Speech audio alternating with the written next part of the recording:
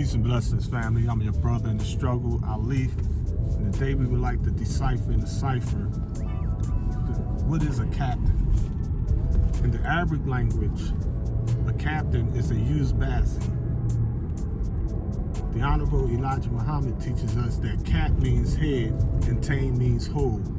So the capital of your state is the head, and Tain is where they hold Congress or sources or meetings or do their minutes at. So the captain is the head of the whole. It can cover the land, military, the air.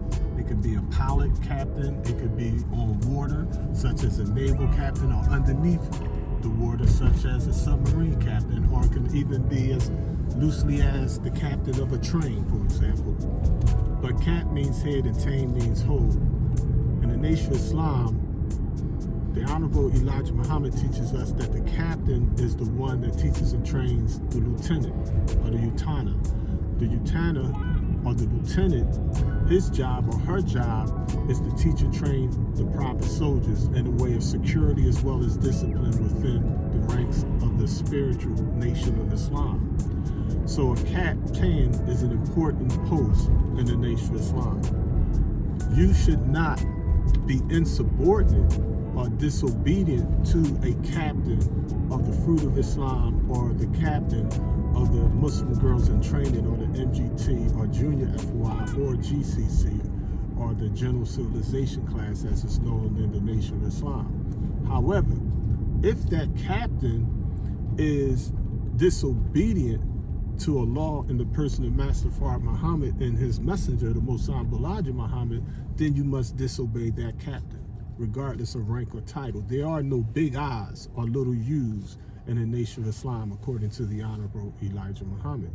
So the Honorable Elijah Muhammad teaches us that a fruit is obedient to the laws of Islam and those in authority. We don't just say that, but if you look at it, look at what he put the precedence on. A fruit is obedient to the laws of Islam, first and foremost.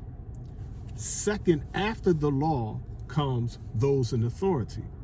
Dictatorships think that a fruit of Islam or a soldier should be obedient to a ranking officer first. No, he or she must use their own intelligence.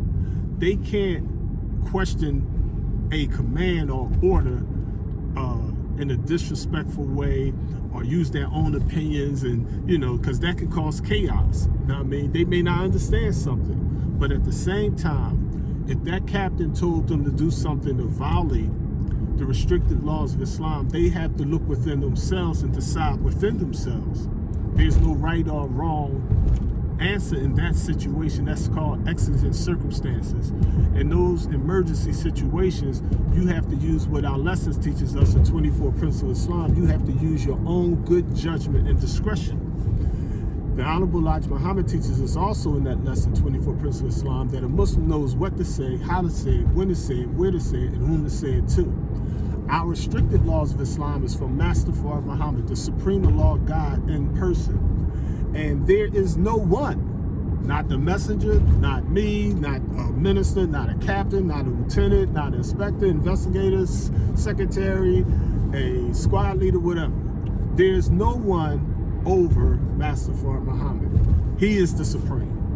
Under him comes the Honorable Elijah Muhammad. He is the first, the last, and the only messenger of Allah God in person. After those two, don't come the minister, it don't come the captain, don't come the secretary. After them two comes what? The teachings of Allah and his messenger, or the body of information, or what we call the restricted laws of Islam. The restricted laws of Islam teaches us that we have to be obedient to those in authority and those that's not even Muslims in authority over us, as long as it does not conflict with our religion or our spirituality or our nature. So there is a qualifier there. Now, I mean, the Honorable Elijah Muhammad teaches us in the Field Journals manual that a believer must disobey a commanding officer that tells them or orders them to disbelieve in Allah and his messenger. they must disobey that order because it didn't come right. Now, I mean, that's what the people made the mistake of in Germany when they was slaughtering the Ashkenazi Jews, or the Polish Jews, or the European Jews, or the Jews in Germany at that time. Their argument was, well, the commanding officer told us to do that. And in the Nation of Islam in 1975, the supreme minister, or the chief minister, or the leader of the Nation of Islam was the Honorable Elijah Muhammad's son, Wallace Delancey Muhammad, W.D. Muhammad. And he told us to put down the messenger's books and throw away the lessons. He took away the restricted laws. He took away the teachings of the Honorable Elijah Muhammad because he spiritually believed that those teachings were not correct. And the believers, trying to be obedient to those in authority, trying not to be insubordinate, they obeyed the leader of the Nation of Islam when, as a private soldier, they should have disobeyed the leader of the Nation of Islam under those circumstances because his command did not come right. If someone tells you or teaches you to be other than yourself, you'd be like, oh, you know what I mean? You know, you can't, I'm the minister, look, from now on, I had a revelation, we're going to start eating pork.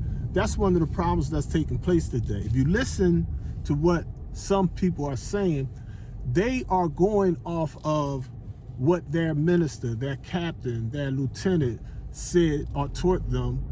And these hadiths are these sayings. Oh, I remember one time back in the 60s, we was in Philadelphia, this happened. I remember Master Muhammad said this. I remember the Honorable Elijah Muhammad said this. I remember, it's like, no, that's not what we follow.